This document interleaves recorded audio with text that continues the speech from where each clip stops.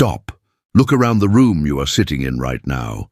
If the power grid failed this instant, if the furnace went silent and the lights died, how long would you last? Most people believe they are safe because they have a propane heater or a stack of firewood. But I am here to tell you that you are fighting a losing battle. You are trying to survive by fighting physics, and physics always wins. The greatest lie we tell ourselves about staying warm is that we need to heat the air. We obsess over the temperature on the thermostat. We burn precious fuel trying to raise the ambient temperature of a 2,000 square foot box. But air is a traitor. It is a thief. Air has almost zero capacity to hold energy. It is not a battery, it is merely a transport mechanism. When you heat air, you aren't storing warmth. You're paying to heat your ceiling through convection. Hot air rises, escaping through every microscopic crack, every vent, every seam in your home. Meanwhile, the cold, dense air from the floor, the heat vampire, sucks the life out of your living space to replace what you just lost. Your home isn't a fortress against the cold. It is a sieve. Insulation helps, but it only slows the bleeding. It doesn't stop the wound. If you rely solely on heating the air, you are running on a treadmill of consumption. The moment your fuel source stops, the moment the propane tank runs dry or the woodpile vanishes, the temperature crashes instantly. You freeze. To survive a true grid-down winter scenario, you must stop thinking about heating the empty space and start thinking about heating the mass. Imagine holding a feather in one hand and a brick in the other.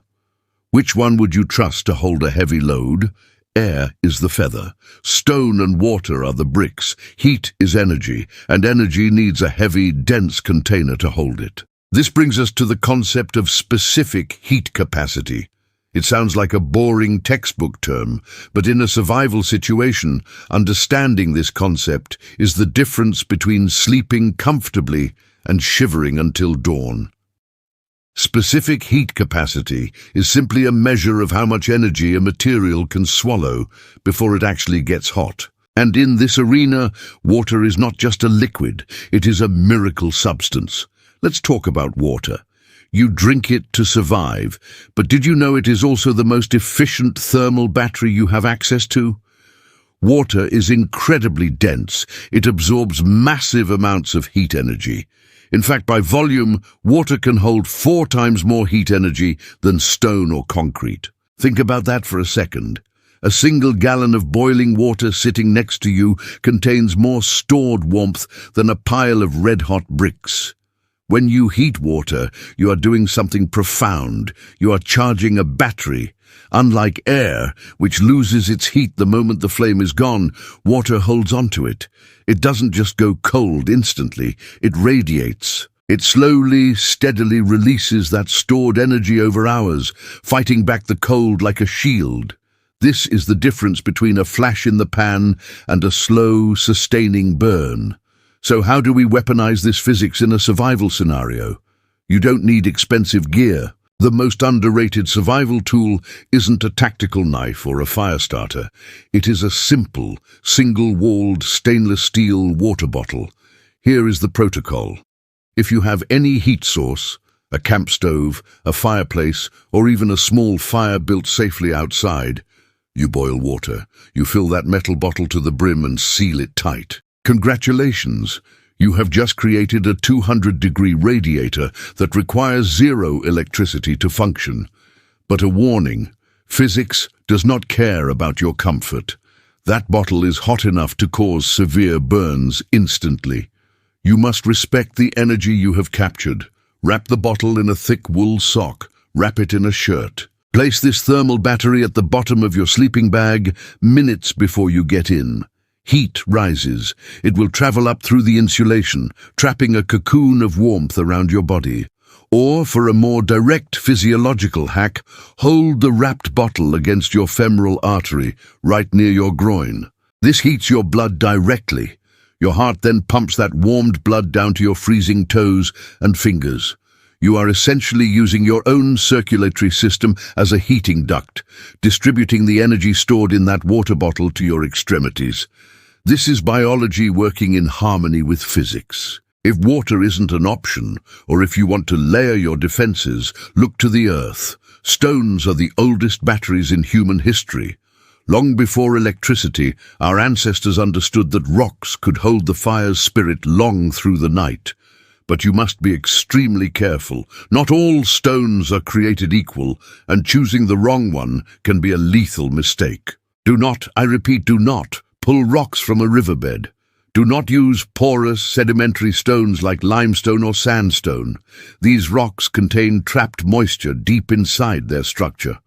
When you place them near a fire, that trapped water boils. It turns to steam. But the steam has nowhere to go.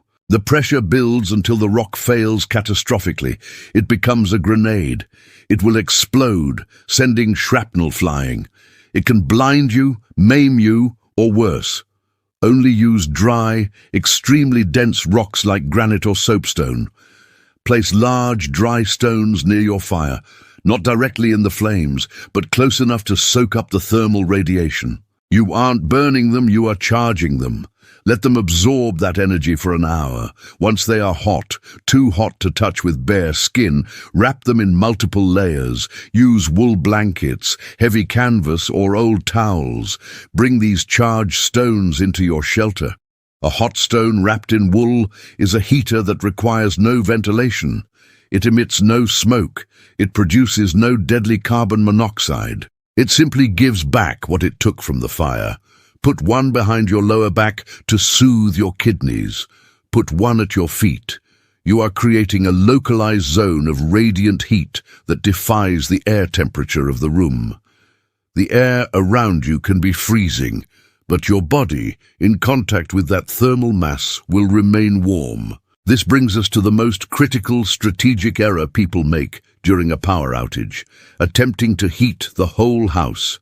When the grid fails, your house is effectively dead. It is a cold, hollow shell.